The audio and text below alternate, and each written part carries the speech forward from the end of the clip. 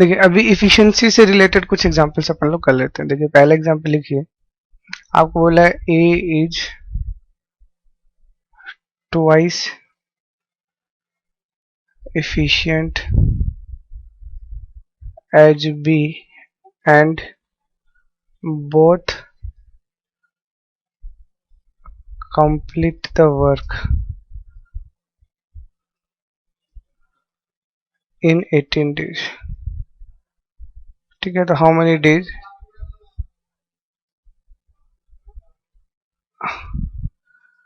A can complete the work।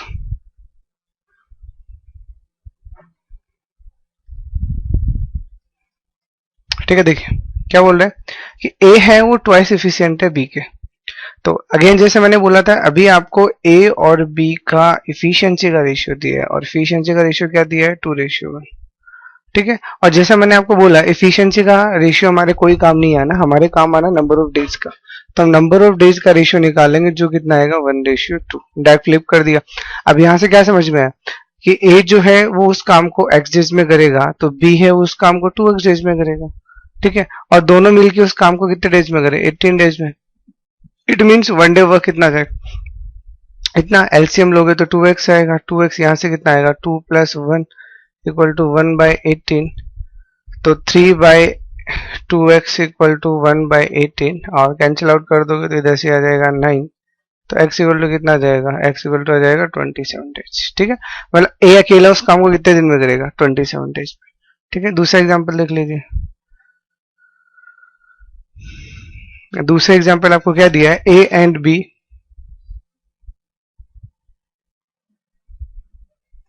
started a work in which A was thrice as good as B and took 60 days less from B to finish the job। तो how many days will they take to finish if they started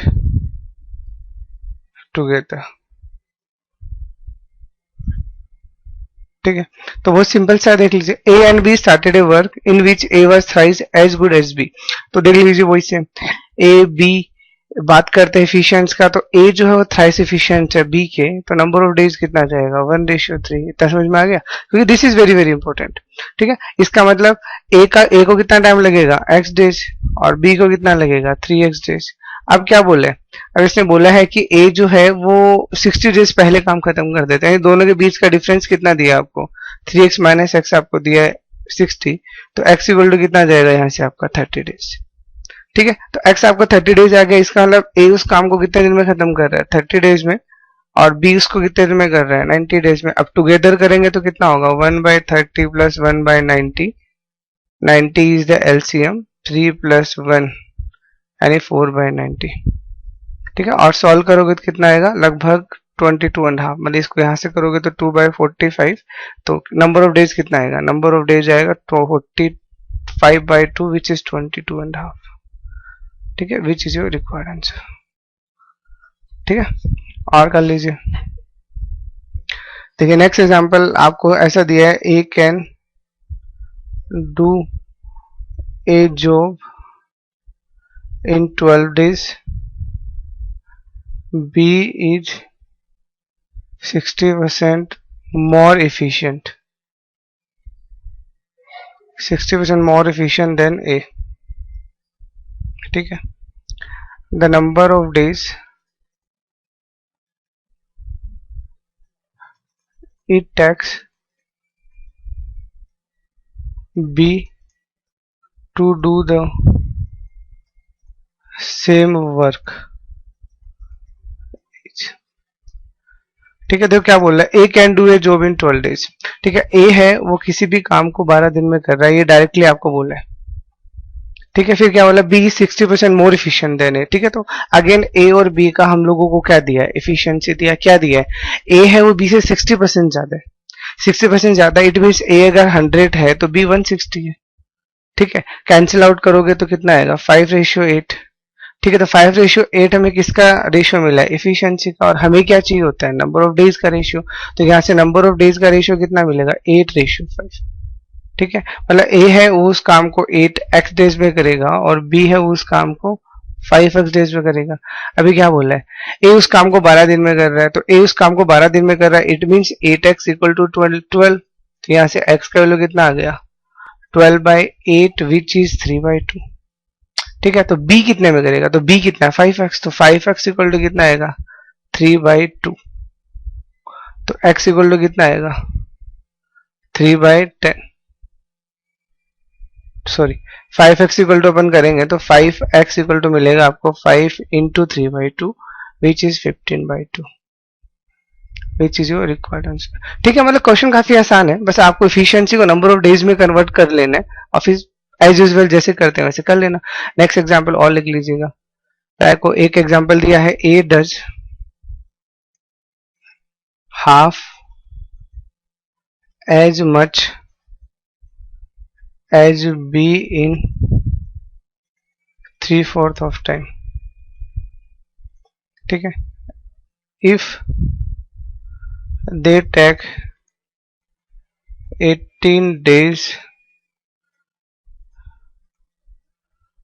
to complete the work, so how much time should be take to do it। ठीक है, देखो A does half as much as B in 3/4 of the time. ठीक है, तो देखिए यहां मान लेते हैं कि जो बी जो है वो उस काम को कर रहा है एक्स डेज में।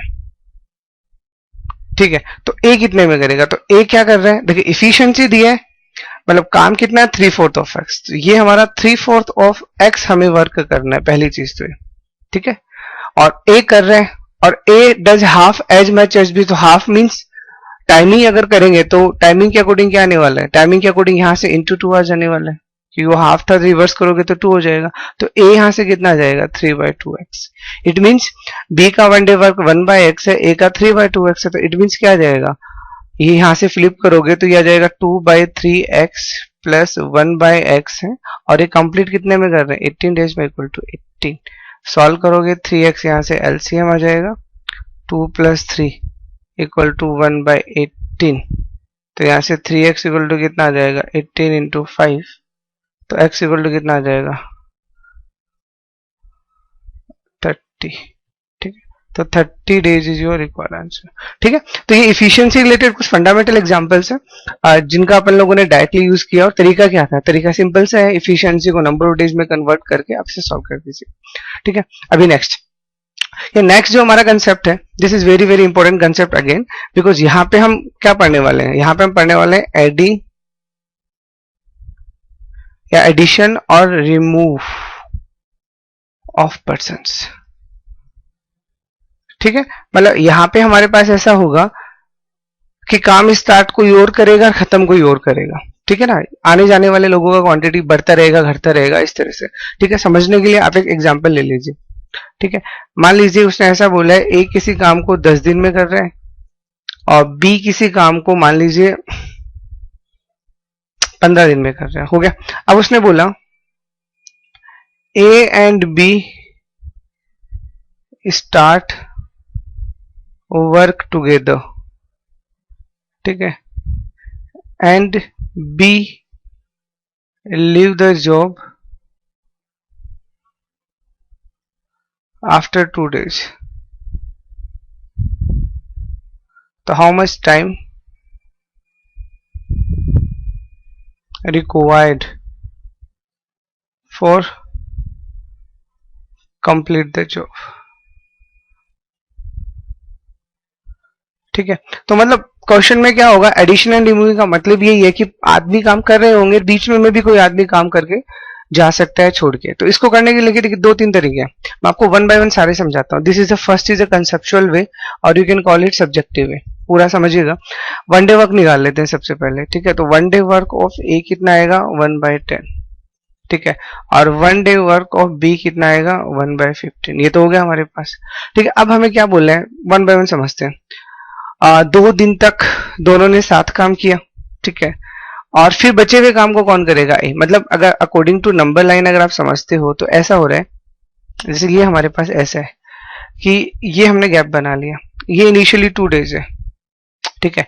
इनिशियल 2 डेज में ए और बी दोनों काम कर रहे हैं, और 2 दिन के बाद बी काम छोड़ के चला गया, बी चला गया ना, ओके। बी अगर काम छोड़ के चला गया, इट मीन्स जो भी ये वर्क है ये कौन करेगा, ये ए करेगा। कितने टाइम में करेगा ये हमें निकालना है। तो देखिए तरीका क्या होगा, सबसे पहले अपन ए और बी का 2 दिन का काम निकाल लेते हैं। तो 2 day work of A plus B कितना आएगा 2 इंटू वन डे वर्क, तो वन डे वर्क कितना आएगा 1/10 प्लस 1/15। सॉल्व करोगे तो कितना आएगा 2 इंटू 30 एलसीएम आएगा, और यहाँ पे 3 प्लस 2 यानी 5/30 यानी 1/6 यानी 1/3, ठीक है। मतलब क्या हुआ, ए और बी दोनों ने 2 दिन तक क्या कर दिया 1/3 वर्क कर दिया। तो अभी बचा कितना, रिमेनिंग वर्क हम निकाल लेते हैं। तो हमारे यहां से रिमेनिंग वर्क कितना आएगा 1 माइनस 1/3 विच इज 2/3, ठीक है। और अकॉर्डिंग टू अवर कंसेप्ट ये रिमेनिंग वर्क करना किसको है, ये रिमेनिंग वर्क करना है ए को। तो हमें नंबर ऑफ डेज चाहिए, तो हमारा फॉर्मूला लगा देंगे हम नंबर ऑफ डेज का। तो नंबर ऑफ डेज का हमारा फॉर्मूला क्या होता है, जो भी रिमेनिंग वर्क किया वर्क का वो यहाँ आ जाएगा, और वन डे वर्क यहाँ आ जाएगा, ठीक है, ओके। तो वर्क कितना बचा 2/3, और करना किसको है, ए को। तो ए का वन डे वर्क कितना है 1/10। तो सॉल्व करोगे तो कितना आएगा 2/3 इंटू 10 मतलब 20/3। तो हमें टोटल टाइम कितना लगा, 2 दिन पहले लग गया था और इतना ये लग गया। तो टोटल नंबर ऑफ डेज कितना आएगा, टोटल नंबर ऑफ डेज आएगा 2 प्लस 20/3। सॉल्व करोगे कितना आएगा 26/3 विच इज 6/2, नहीं sorry 8/2। This is your equal answer, ठीक है। ये हमारा पहला तरीका है। मतलब इन जनरल हम क्या करेंगे, जो जितना काम करेगा उतने दिन का काम निकाल लेंगे, और बचा हुआ वर्क जिससे भी करवाना है उससे करवा देंगे, ठीक है। अभी दूसरा तरीका, ये दूसरा तरीका आज ज्यादा यूज किया जाता है बिकॉज ये शॉर्ट वे है, इससे हम डायरेक्टली निकाल लेंगे। इसमें अपन क्या करेंगे, देखिए इसका पहले तरीका समझिए। इसमें अपन क्या करेंगे, ए और बी का इंडिविजुअल वर्क निकालेंगे। मतलब हम बोलेंगे कि ए ने जितना वर्क किया वो यहां लिख देंगे, ठीक है, प्लस बी ने जितना वर्क किया वो यहां लिख देंगे, और फाइनली ए और बी दोनों ने जो काम किया तो काम पूरा हो गया तो 1 यहां पे लिख देंगे। ये हमारा कंसेप्ट है, ठीक है। अब देखो करना क्या है, नंबर ऑफ डेज हमें पता नहीं है, निकालना है। तो हम मान लेते हैं कि जो हमारा नंबर ऑफ डेज है यहाँ पे वो हमारा क्या है एक्स है, ठीक है। अब हो क्या रहा है इस कंसेप्ट में, ए का वन डे वर्क है 1/10, कितने दिनों तक काम किया x दिनों तक, तो ये आ गया x इंटू 1/10। फिर प्लस बी का वन डे वर्क कितना है 1/15, कितने दिनों तक काम किया 2, तो 2 इंटू 1/15, और फाइनली हमारा वर्क कंप्लीट, ठीक है, सिंपल। अब इसका एलसीएम लेंगे कितना आएगा 30, तो यहां से आएगा 3x प्लस 4 इक्वल टू 1, तो 3x इक्वल टू कितना आ जाएगा 26। तो x का वैल्यू डायरेक्ट यहां से कितना आ जाएगा 26/3, ठीक है। सेम आंसर आएगा इससे भी, दिस इज योर रिक्वायरमेंट, ठीक है। ये कंसेप्ट आज के टाइम पे ज्यादा यूज होता है बिकॉज ये ज्यादा शॉर्ट हैंडेड होते हैं, ठीक है। अब मैं इसी से आपको सारे बता देता हूँ, ठीक है। और एग्जाम्पल देख लीजिए, थोड़े बड़े एग्जाम्पल, ठीक है। मान लीजिए आपको ऐसा बोला है कि 3 पर्सन है, ए किसी काम को 10 दिन में कर रहा है, बी 12 दिन में कर रहा है, और सी जो वो 15 दिन में कर रहा है, ठीक है। अब ऐसा बोला है कि A B C start together, ठीक है। ए बी सी ने साथ में काम किया, और A leave the job after 2 days and B leave the job before 2 days of completion,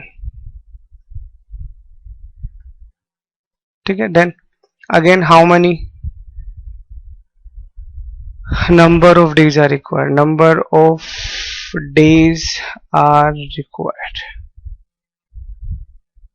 ठीक है, तो देखिए ये कंसेप्ट कैसे काम करेगा, क्या बोल रहे हैं, ए बी सी तीनों का इंडिविजुअल वर्क हमें दिया है, तो हमारा कंसेप्ट क्या कहता है, सबसे पहले अपन यहाँ ए का वन डे वर्क लिख देते हैं, ए का वन डे वर्क आएगा 1/10 प्लस यहाँ पे बी का वन डे वर्क लिख देते हैं, कितना आएगा 1/12 प्लस यहाँ पे सी का वन डे वर्क लिख देते हैं, कितना आएगा 1/15. ठीक है, अब कौन कितने दिन काम कर रहा है वो थोड़ी से पढ़िए.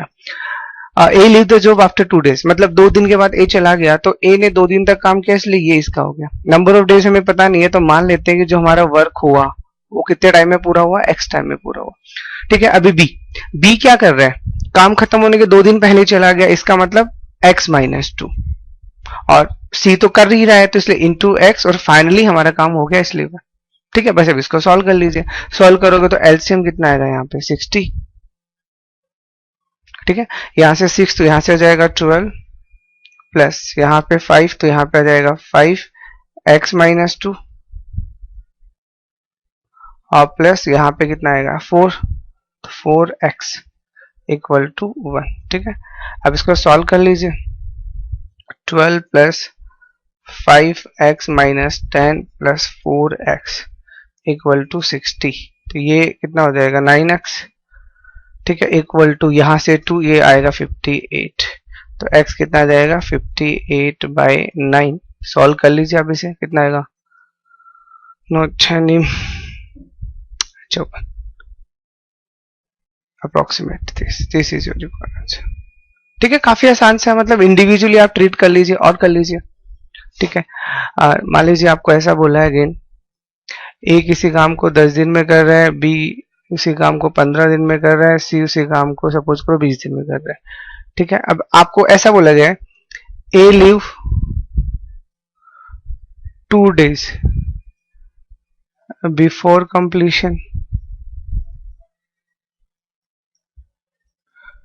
B leave 3 days before completion. ठीक है, तो again how many days are required, how many days are required for complete the work. ठीक है, तो देखिए हमारा कंसेप्ट है वही जैसा हमने किया, नंबर ऑफ डेज हम मान लेते हैं, हमें पता नहीं है, तो नंबर ऑफ डेज हमारा मान लिया हमने एक्स है.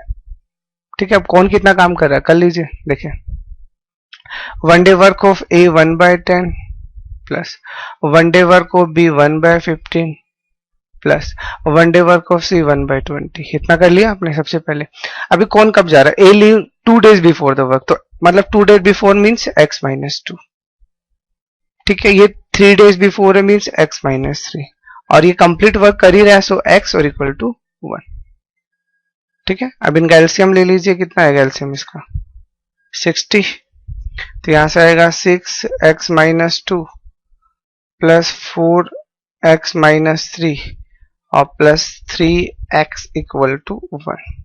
ठीक है, अब इसको सॉल्व कीजिए, कितना आएगा 6x-12 plus 4x-12 plus 3x equal to 60. तो देख लीजिए कितना आएगा 6 प्लस 4 10 प्लस 3 13x, और ये 24 इधर से आगे कितना हो जाएगा 60 प्लस 24 विच इज 84. ठीक है, तो x इक्वल टू कितना आ जाएगा 84/13. फर्दर आप इसे सॉल्व कर लीजिए, दिस इज रिक्वायर्ड. ठीक है, काफी आसान है, मतलब इस तरह के आने जाने वाले जो भी क्वेश्चन होगी, ये इतने दिन बाद चला गया, इतने दिन बाद आ गया, तो बस आपको करना क्या है, इंडिविजुअली वन डे वर्क लिखिएगा और जिसने जितने दिन तक काम किया उसका इंटू कर लेना, और फाइनली सम को 1 के बराबर कर दीजिएगा. 1 के बराबर इसलिए क्योंकि हमारा टोटल वर्क तो 1 ही होता है. ठीक है, तो इस तरह से आप प्रैक्टिस कीजिए, ये टॉपिक भी काफी आसान है, आप इजीली से इनको कर पाओगे. Okay, thank you.